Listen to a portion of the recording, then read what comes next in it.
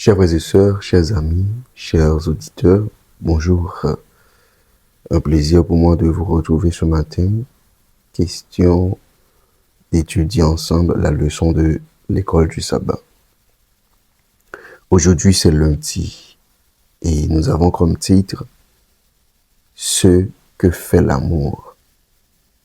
Ce que fait l'amour. Prions le Seigneur.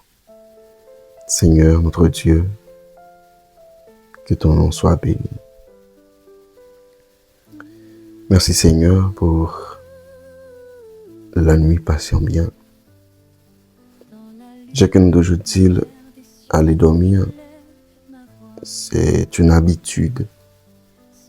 Mais réveiller le matin, c'est une grâce.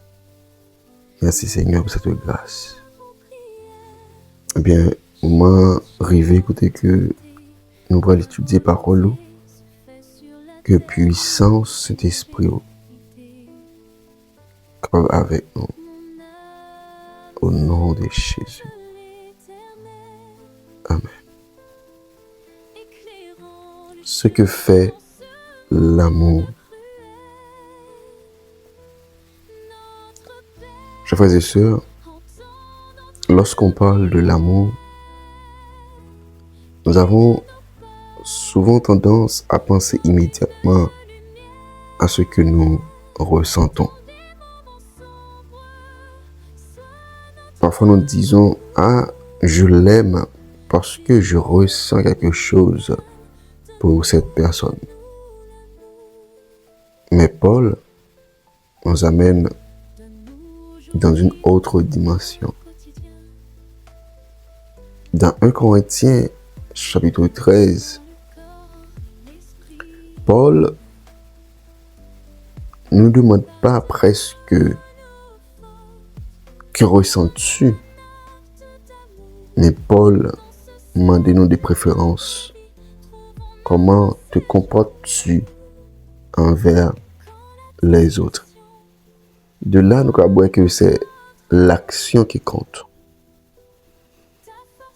Et c'est là que le texte devient extrêmement profond, à savoir le chapitre 13 qui parle de l'amour.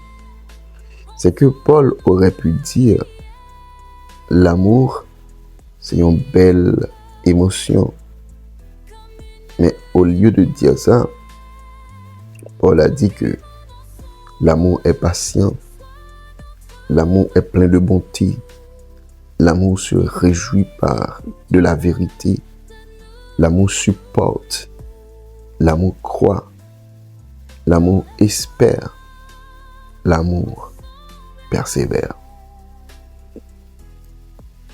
Il y a quelque chose que nous pouvons remarquer, c'est que tout ça, ce sont des actions. L'amour biblique se reconnaît moins à ce que je ressens, mais ça a commencé par les actions.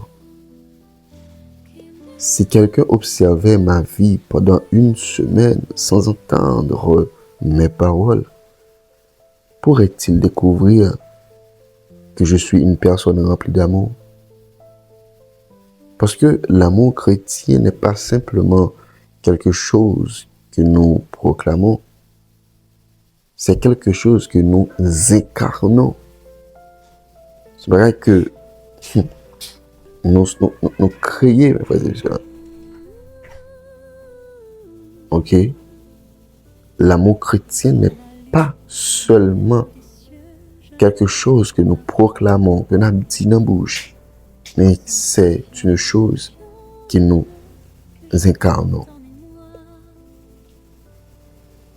Pour qui ça, Paul parle-t-il de l'amour après avoir parlé des dons?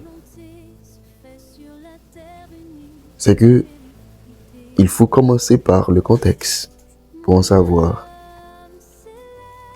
Dans 1 Corinthiens chapitre 12, Paul parle des dons spirituels.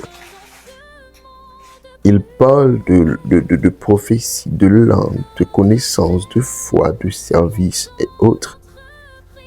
Mais l'église de Corinthe avait un problème. C'est que l'église possédait des dons, mais l'église manquait d'amour.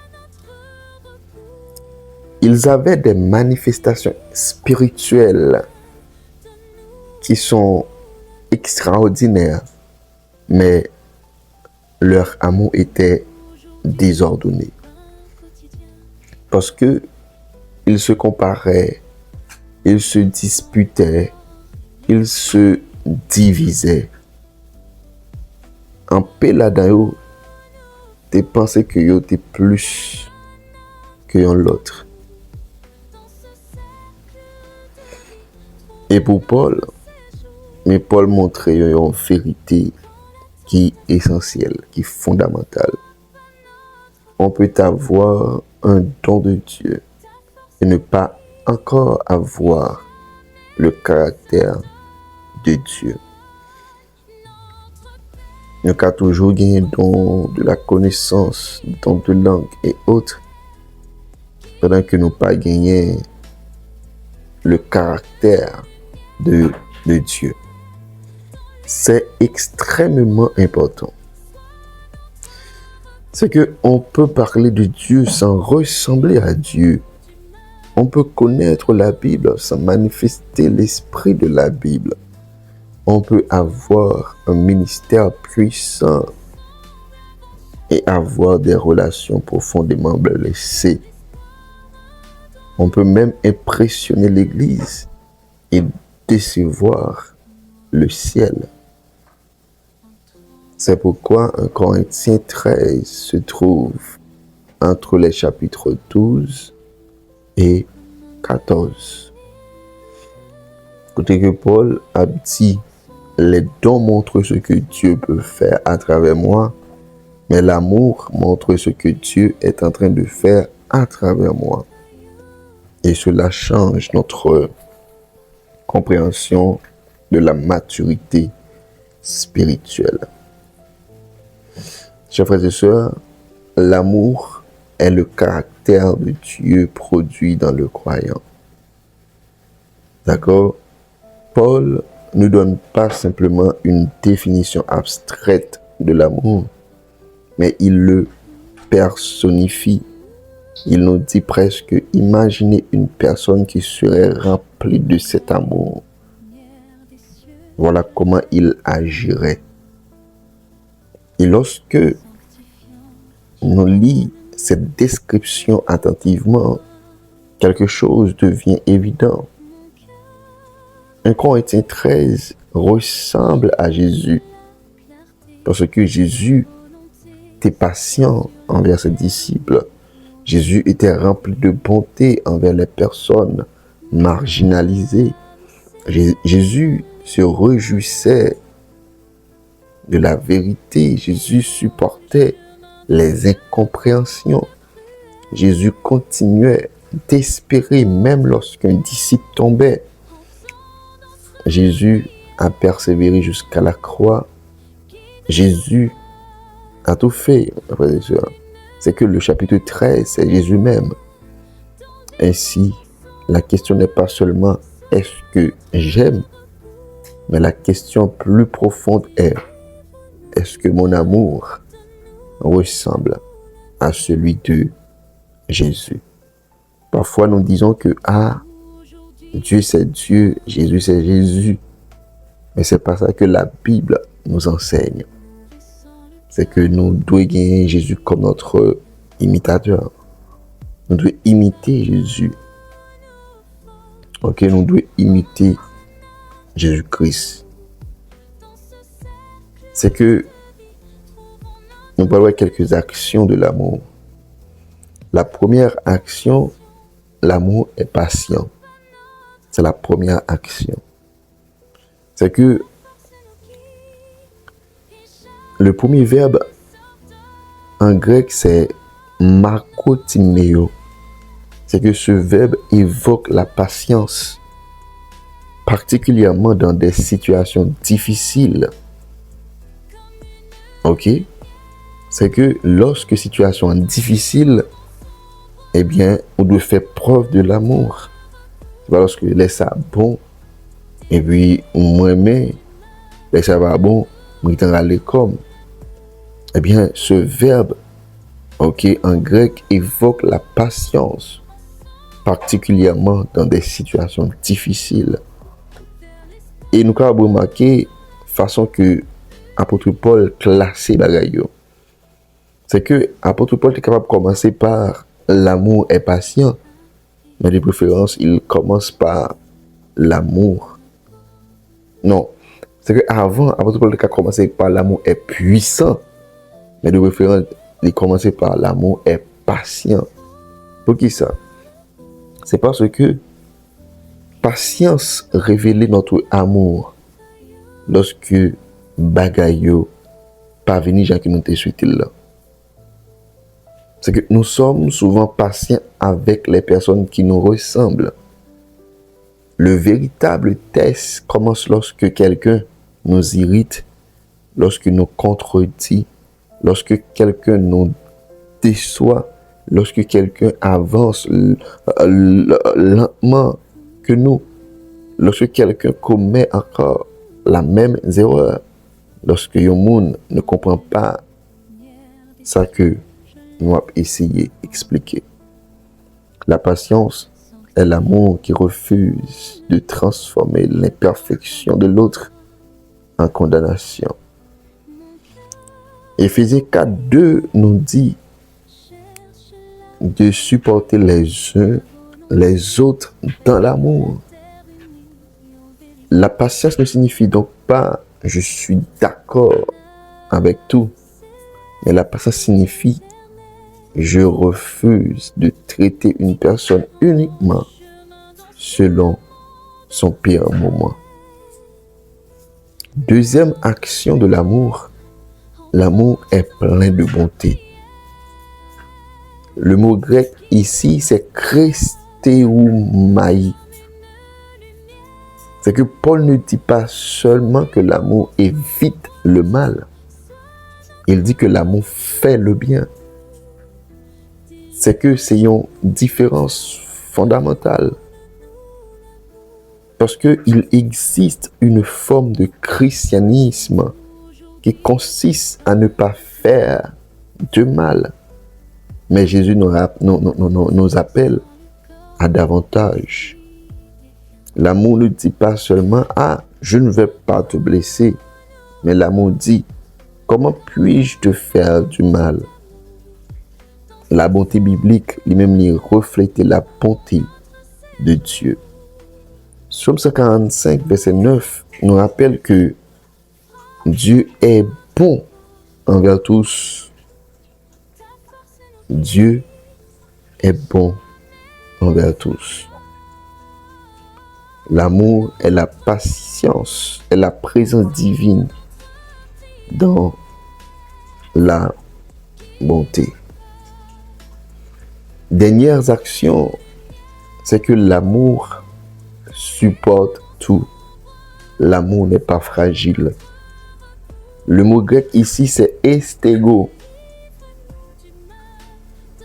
Peut-il signifier couvrir ou supporter? Les deux idées sont intéressantes.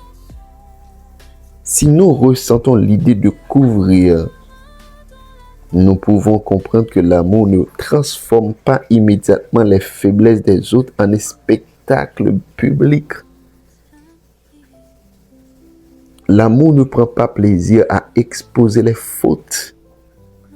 Mais si nous ressentons l'idée de supporter, l'accent devient l'amour est capable de rester présent dans l'épreuve. Parfois, nous disons nous remet et pour n'importe quel petit crack, nous prenons la rue, nous avons exposé, nous avons parlé mal, nous avons fait comploter, etc. Mais ce n'est pas l'amour. C'est que l'amour est capable de rester présent dans l'épreuve, dans les moments difficiles et autres. Dans les deux cas, nous découvrons un bagage qui est magnifique. c'est que l'amour ne cherche pas immédiatement la fuite lorsqu'une relation devient difficile. Mais attention, supporter, mes frères et sœurs, ne signifie pas accepter l'abus. Pardonner ne signifie pas aussi supprimer les limites. Aimer quelqu'un ne signifie pas permettre à quelqu'un de nous détruire. L'amour peut dire « Ah, je te pardonne ». Mais en même temps, je dois aussi établir une limite. Parce que l'amour cherche la restauration, pas la destruction de la personne. C'est l'amour. C'est l'amour, mes frères et sœurs. C'est que une personne difficile peut devenir un miroir spirituel. Lorsque cette personne révèle impatience, orgueil, besoin de contrôle et autres. Ainsi, dans tout ça, Dieu est capable d'utiliser une relation difficile pour parler de son amour. C'est que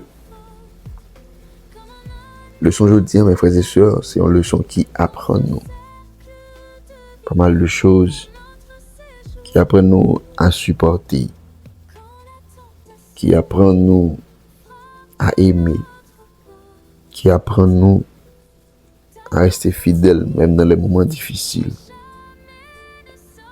qui rappelle nous pas mal de choses et qui fait nous connaître que mais ça que l'amour est capable de faire. Nous arrêtons là. C'était votre ami, votre serviteur, Guy Caleb. Le rendez-vous c'est pour demain encore pour une autre capsule. Que Dieu vous bénisse abondamment. Shalom.